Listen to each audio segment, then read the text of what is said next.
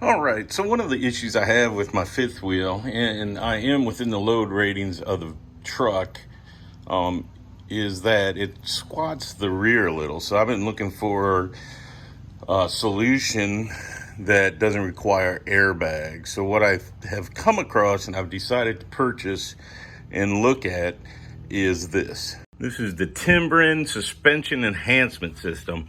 So it isn't airbags, it's just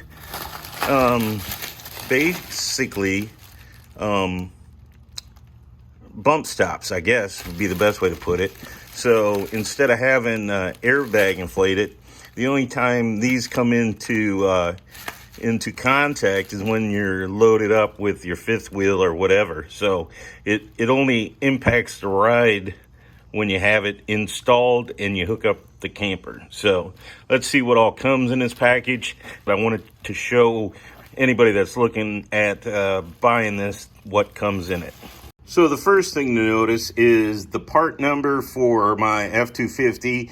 I think it also is for the F350 and the, well, I don't know other than that, but it's definitely for my truck. It's FR250SDJ.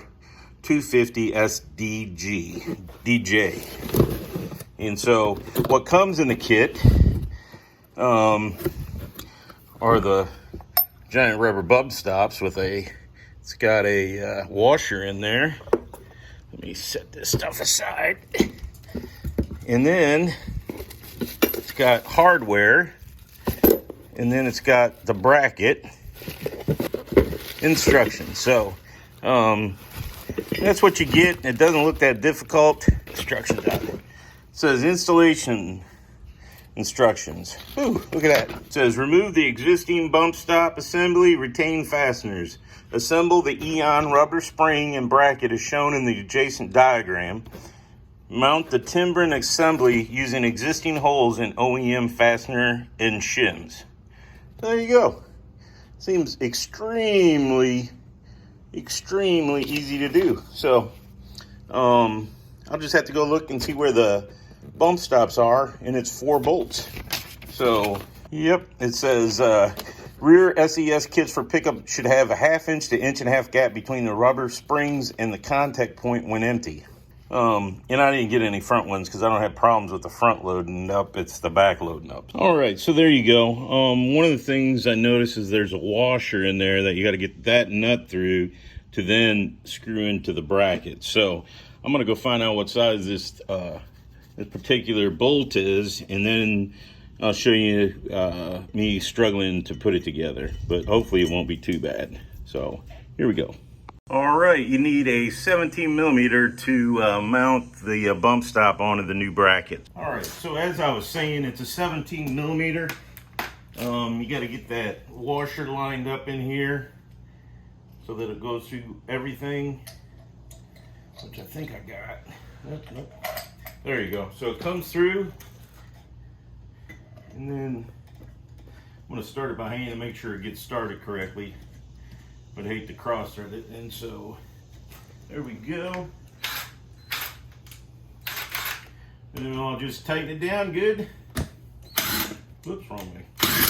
Whoa, Nelly. There we go. Tighten down. So now I'm gonna do the other one. You don't need to watch. And then we'll go.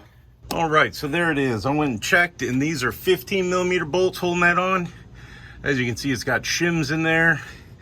I don't think those are quite necessary, but I'm definitely, I got to reuse the nuts. So let's see what we can do with this. And hopefully they're really captive bolts, because I don't have any way to get to the backside, I don't think. So here we go. All right, here we go. And hopefully I don't block the camera. But like I said, it's 15 millimeter. And I just got to get up there and get on it, and then we'll take that sucker down. Oh, of course. I got too long of a...